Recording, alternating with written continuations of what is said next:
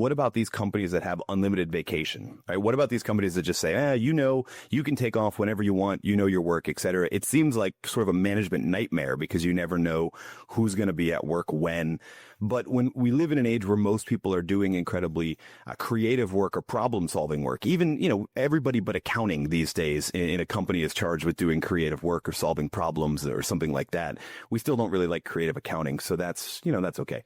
But so when we're doing that, what we need is a little bit more autonomy, a little bit more control. And what was happening at Netflix is probably the one that popularized this the most, is there was a feeling that you're not controlling when I'm working and where I'm working, when I'm on days on. Why do you need to know and sort of nickel and dime and keep track of all of my days off? And the senior leaders of Netflix said, you're exactly right. And they picked up on the fact that it was communicating sort of a distrust for employees, that they wouldn't act in Netflix's best interest. So they said, so we'll just get rid of it. And how much time you need this year, your family life and your home life, your objectives for the company, get those done. And they're very, very true on that. But what I found most interesting is you dig into it, and one of the biggest complaints is everyone's either going to take too much vacation or they're going to take not enough. And when you look at the data on how many vacation days companies that switch to this take, it's actually about the same as before.